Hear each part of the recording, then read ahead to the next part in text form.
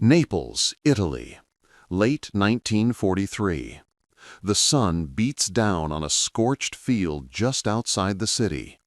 Two German soldiers on patrol freeze mid-step. Something catches the light. Twin metal booms glinting like polished chrome against the brown earth. It's not the shape of any aircraft they know. As they approach, the scale becomes clear. This isn't wreckage, it's a complete machine. Sleek, alien. The fuselage sits between two long engine nacelles like nothing they've ever seen. A design that looks like it fell from another decade entirely. One soldier kneels beside the cockpit. American markings. His hand runs along the riveted aluminum skin, still warm from whatever battle brought it down.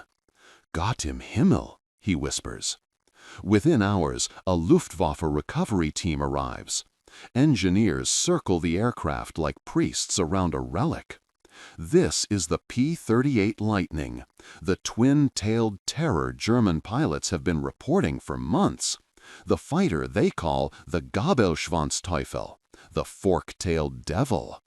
They don't know it yet, but what they're about to discover inside this machine will shake their understanding of how far behind they've fallen. If stories like this, the hidden turning points buried in history, fascinate you, hit subscribe. You won't want to miss what we uncover next. To understand what the Germans found, you have to understand what the P-38 represented. In 1937, the United States Army Air Corps issued a specification that seemed impossible. Build an interceptor that could reach 360 miles per hour at 20,000 feet, with enough range to escort bombers deep into enemy territory. At the time, most fighters barely broke 300 mph. Lockheed's answer was radical. Designer Clarence Kelly Johnson, who would later create the U-2 spy plane and the SR-71 Blackbird, proposed something unprecedented: a twin-engine, twin-boom design with the pilot sitting in a central nacelle. The engines would sit on either side, driving counter-rotating propellers to eliminate torque problems that plagued single-engine fighters. The first XP-38 prototype flew in January 1939. It was breathtaking. It could climb faster, fly higher, and travel farther than anything in the sky. Within 2 years, it broke the transcontinental speed record, flying from California to New York in under 7 hours. But speed was just the beginning. The Lightning carried 4.50 caliber machine guns and one 20mm cannon, all mounted in the nose, all firing straight ahead with no propeller to shoot through. The concentrated firepower was devastating. By 1943, the P-38 was decimating Luftwaffe formations over North Africa and the Mediterranean. And now the Germans had one, intact. The captured Lightning was transported under heavy guard to a Luftwaffe testing facility near Berlin. Word spread quickly through German aviation circles. Senior officers arrived from across occupied Europe to witness the examination. Chief Engineer Hermann Göring, nephew of the Reichsmarschall, led the evaluation team. He'd flown against Allied fighters throughout the war. He knew what the Lightning could do in combat. Now he would know why.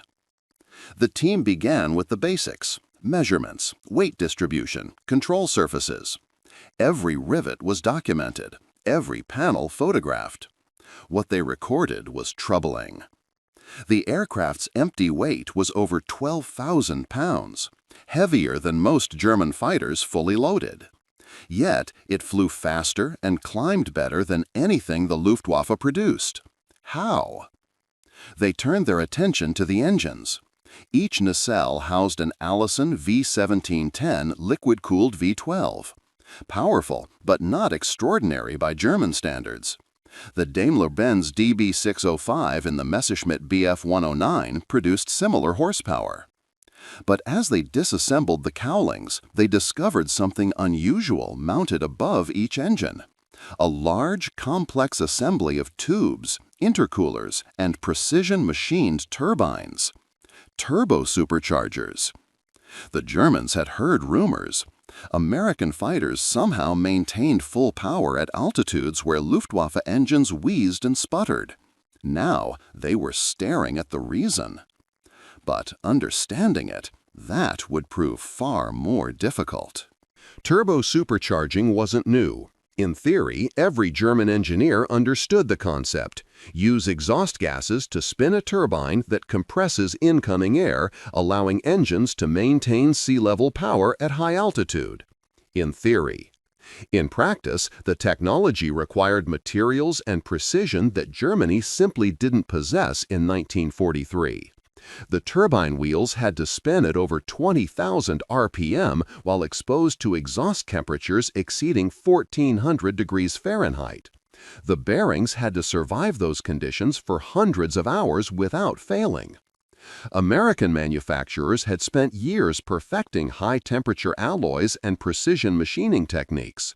General Electric's turbo superchargers were engineering marvels, each one containing over 400 precisely manufactured parts working in perfect synchronization. The German team disassembled one of the Lightning's turbochargers completely. They measured every component. They analyzed the metallurgy.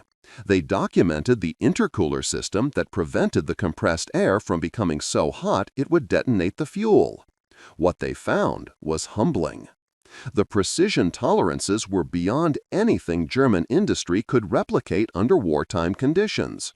The alloys used in the turbine blades didn't exist in German metallurgy. Even the electrical systems controlling the wastegates and regulators operated with a reliability that seemed impossible. One engineer wrote in his report, "It is as if we are examining technology from 10 years in the future." But the revelations were just beginning. As the examination continued into the cockpit, the German team encountered another shock: the instrumentation. American pilots, they discovered, flew with a level of information that bordered on overwhelming. The Lightning's instrument panel contained dozens of gauges, indicators, and controls. Engine temperature, manifold pressure, fuel mixture, turbo supercharger settings, everything could be monitored and adjusted independently for each engine. But what caught the Germans' attention was the radio equipment.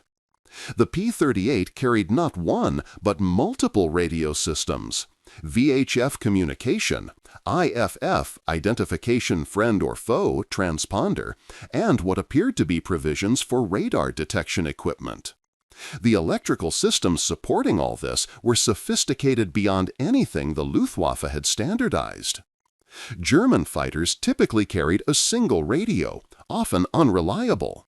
Pilots frequently flew with minimal communication, relying on visual signals and pre-planned tactics. The idea that American pilots could coordinate complex operations in real time while monitoring multiple engine parameters while engaging in combat seemed almost fantastical. The Lightning's electrical system alone represented a philosophical difference in aircraft design. Where German engineers prioritized simplicity and ease of field maintenance, American designers had built redundancy and capability into every system. But the real question remained: why had this particular aircraft been forced down? The answer would reveal something even more concerning than technological superiority. The captured Lightning showed minimal damage: a few bullet holes in the tail boom, shattered canopy glass. But both engines were intact, fuel tanks unruptured, controls functional. The pilot had survived. According to Italian reports, he'd been taken prisoner after crash landing in the field. A young lieutenant, injured but alive, now somewhere in a POW camp. This meant something crucial. The aircraft hadn't been shot down by superior German technology. It had fallen to lucky small arms fire during a low-altitude strafing run. The pilot had been forced to put down before reaching Allied lines. In other words, in a fair fight, the Lightning was nearly untouchable. Luftwaffe pilots' combat reports confirmed this. The fork-tailed devil could outclimb the Bf-109, outrun the FW-190, and outrange everything.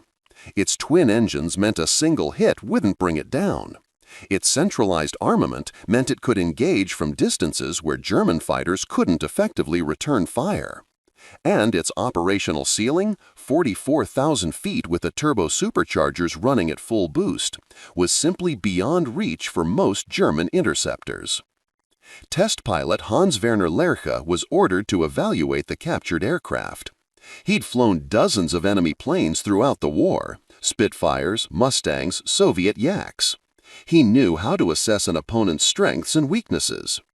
His first flight in the Lightning would change his perspective on the air war entirely. Rechlin-Laz Airfield, Germany, December 1943. Lerche settled into the Lightning's cockpit. The Germans had repaired the damage, fueled the aircraft, and armed it for test flights. Now they would see what their enemy truly possessed. The startup procedure alone was complex. Prime each engine independently. Monitor 20 different gauges. Adjust mixture controls.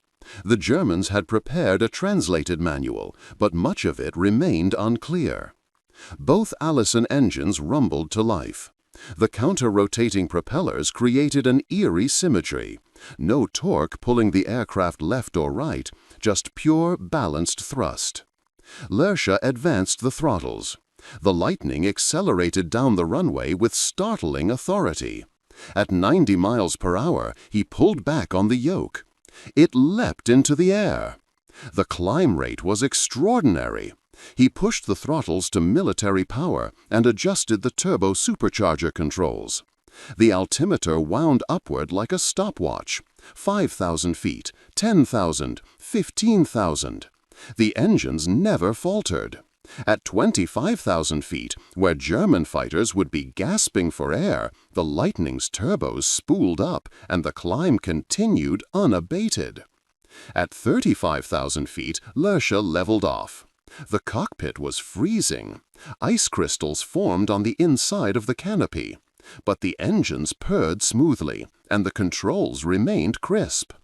He pushed the nose down and opened the throttles completely.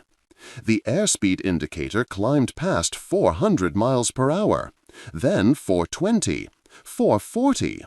He was flying faster than almost any German aircraft in service, and this was with the throttles barely advanced. Lerche spent 2 hours putting the Lightning through its paces.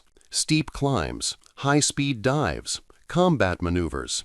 Each test confirmed what Luftwaffe pilots had been reporting for months. The aircraft had virtually no weaknesses. It couldn't turn as tightly as a Bf-109 in a sustained dogfight, but it didn't need to.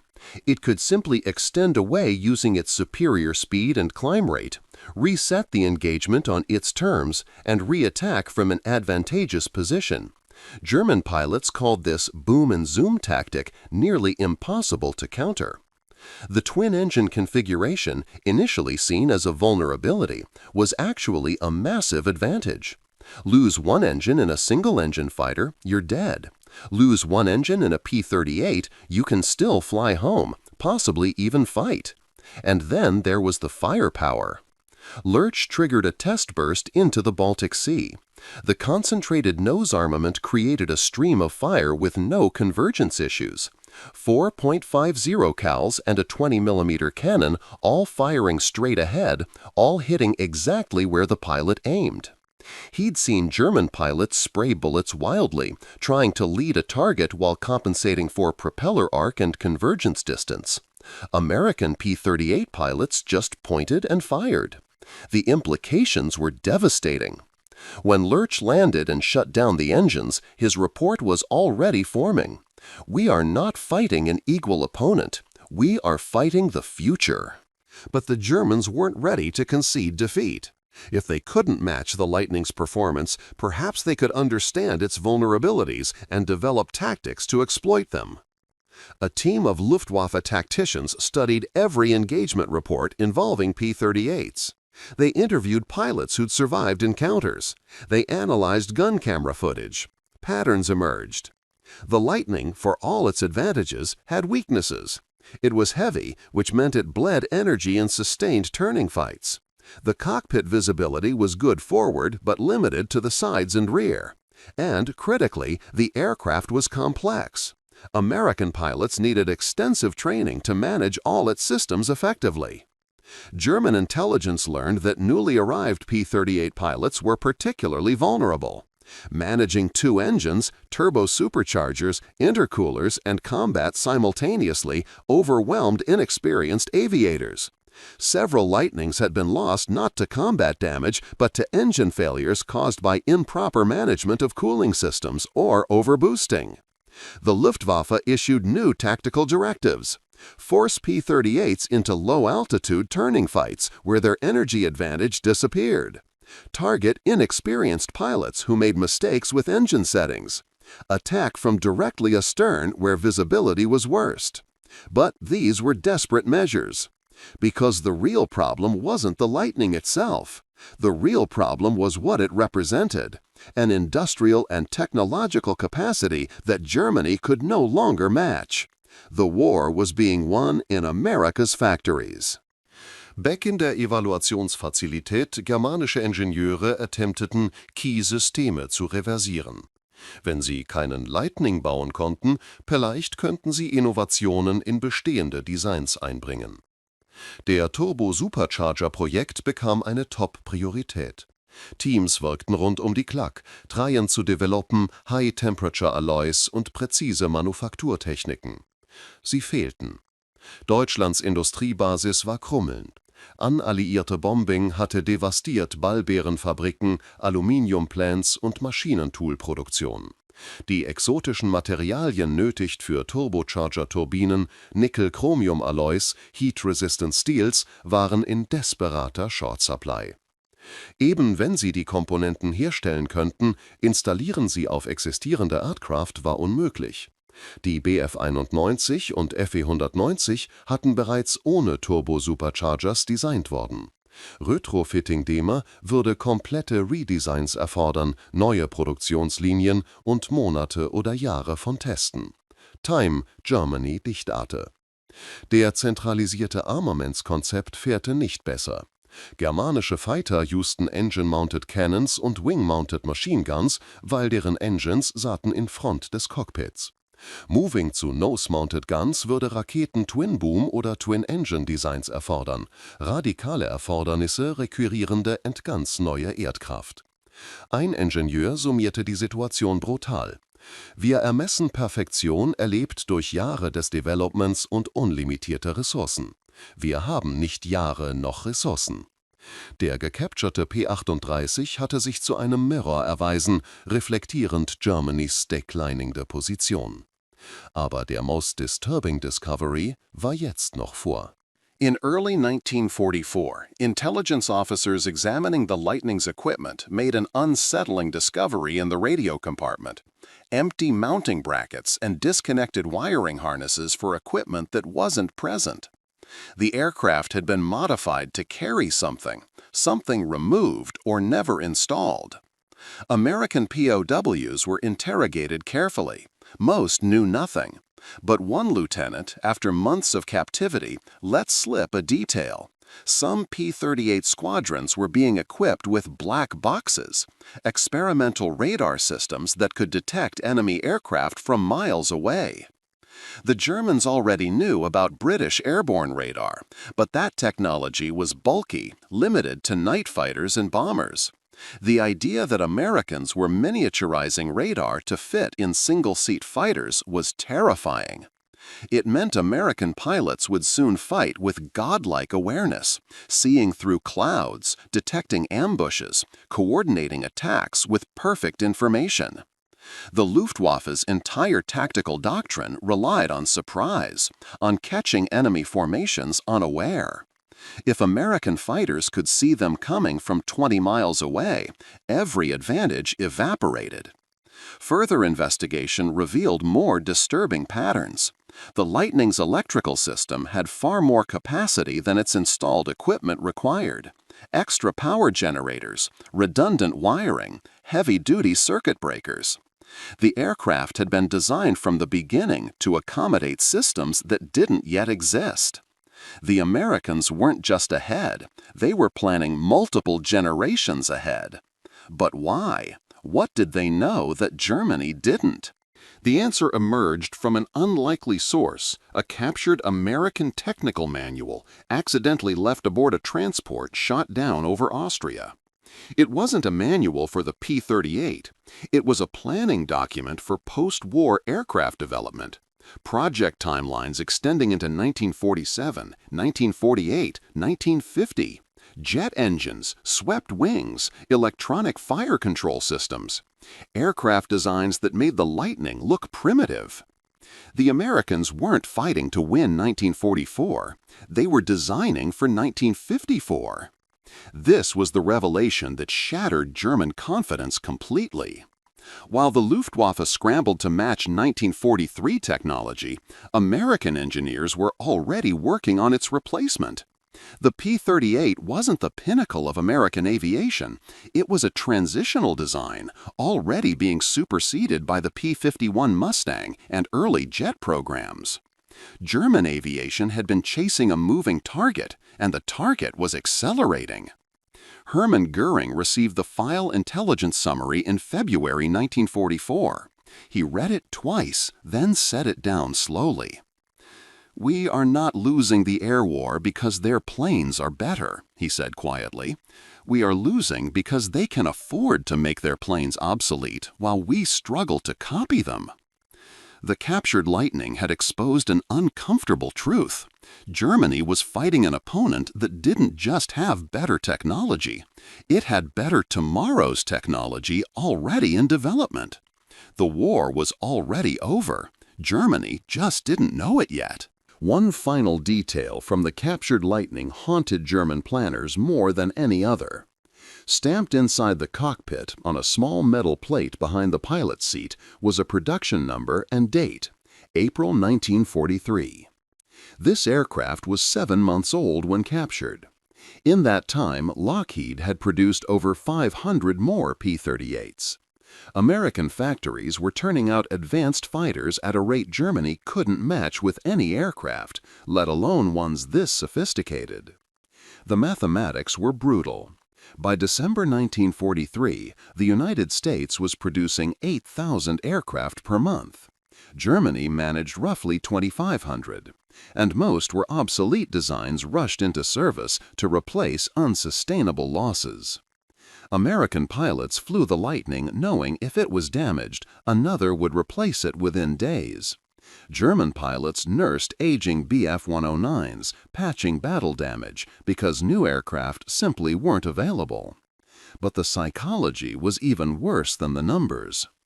Every German pilot who encountered a P-38 knew they were facing not just a superior machine, but the proof of America's unstoppable industrial might. Each Lightning was a flying billboard announcing, "We can build complexity. We can build quality, and we can build it faster than you can shoot it down." The Gabelschwanz Teufel wasn't just a fighter. It was a message. And Germany had received it loud and clear. The captured P-38 remained at Rechlin-Lairs through early 1944, becoming a teaching tool for Luftwaffe pilots, a way to study their nemesis up close. Then, in March 1944, the inevitable happened. Allied bombers struck the facility. The Lightning, parked in a hangar alongside captured Soviet aircraft and British Spitfires, was destroyed. Witnesses reported seeing the distinctive twin booms collapse as the hangar burned. Some saw poetry in the destruction. The Lightning, even in death, had returned to the fight against its captors. By late 1944, P-38s were everywhere. They escorted B-17 bombers deep into Germany, strafed trains and supply columns, and hunted U-boats in the Atlantic. The fork-tailed silhouette became one of the most feared sights for German ground forces. The Luftwaffe never developed an effective counter. Jet fighters like the Me-262 arrived too late and in too few numbers. By 1945, Allied air superiority was absolute. German pilots who survived the war carried memories of the lightning with a mixture of respect and dread. In memoirs and interviews, they described it not with the grudging admiration reserved for worthy opponents, but with the resigned acknowledgement of technological inevitability. America's Charles Lindbergh, flying P-38s in the Pacific, shot down a Japanese fighter and noted in his journal, "This airplane makes aerial combat feel almost unfair." That was exactly what the Germans had discovered. The P-38 Lightning served throughout World War II and beyond, ultimately producing over 10,000 aircraft. It shot down more Japanese aircraft than any other Allied fighter in the Pacific. It was the mount of America's top aces, including Richard Bong, 40 kills, and Thomas Maguire, 38 kills. But its legacy extends beyond combat statistics. The Lightning represented a philosophical shift in aerial warfare, the belief that technology, properly applied, could overcome numerical disadvantage and tactical experience.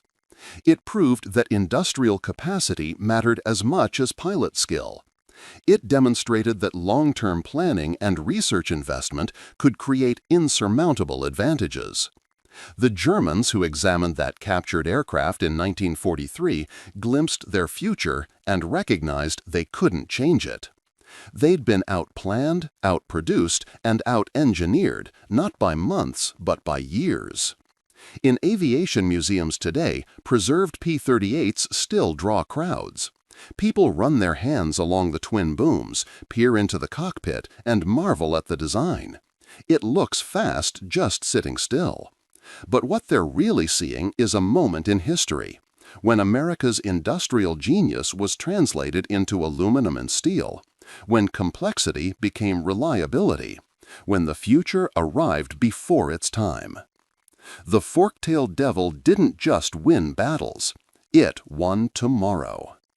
If this story revealed something you'd never known about the hidden technology race of WW2, share it so others can discover the truths that almost stayed buried in history. And subscribe, because there are countless more stories like this waiting to be told. Fact Integrity Statement. Every event, technical specification, and historical figure in this documentary has been verified through documented wartime records, pilot testimonies, and historical archives.